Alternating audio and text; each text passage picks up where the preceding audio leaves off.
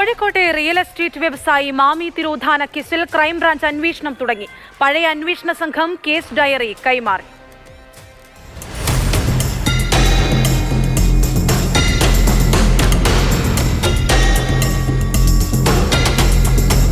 ADGP MR Ajith കുമാറിന് പ്രതിക്കൂട്ടിൽ നിർത്തി PV Anwar തൊടുത്തുവിട്ട ശരങ്ങളോടെയാണ് Muhammad Attoor തിരോധാന കേസിന്റെ തലം മാറിയത്.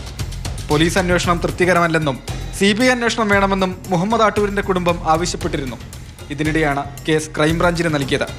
നേരത്തെ കേസ് അന്വേഷിച്ച മലപ്പുറം ജില്ലാ പോലീസ് മേധാവി തയ്യാറാക്കിയ കേസ് ഡയറി ക്രൈംബ്രാഞ്ചിന് കൈമാറി. പോലീസിന്റെ അതേ ദിശയിൽ തന്നെയാണ് ക്രൈംബ്രാഞ്ചിന്റെയും തുടക്കം. പഴയ സംഘം എന്ത് ചെയ്തിട്ടുണ്ട്, ഇതുവരെ നടത്തിയ അന്വേഷണങ്ങളുടെ പുരോഗതിയും അവർ എന്താ നടത്തിയിരിക്കുന്നതുള്ള കാര്യങ്ങൾ ഞങ്ങൾ അറിയിക്കണം. സോ അത് ചെയ്യുമായിരിക്കും. കാര്യക്ഷമ അന്വേഷണിക്കാണ് പ്ലാൻ ചെയ്തിരിക്കുന്നത്. സീരിയസ് ആയിട്ടുള്ള അന്വേഷണം നടത്താം, എല്ലാ ആംഗിൾസിലുള്ള അന്വേഷണം നടത്താം. കൂടുതൽ പേരിൽ നിന്ന് വിശദമൊഴിയെടുക്കാനാണ് അന്വേഷണ സംഘത്തിന്റെ തീരുമാനം. കഴിഞ്ഞ വർഷം ഓഗസ്റ്റ് 21-നാണ് റിയൽ എസ്റ്റേറ്റ് ഇടനിലക്കാരനും വ്യാപാരിയുമായ മുഹമ്മദ് ആട്ടൂരിനെ കാണാതായത്. തലക്കുളത്തൂരിലെ ഒരു വീട്ടിൽ നിന്നാണ് മൊബൈൽ ടവർ ലൊക്കേഷൻ അവസാനമായി ലഭിച്ചത്.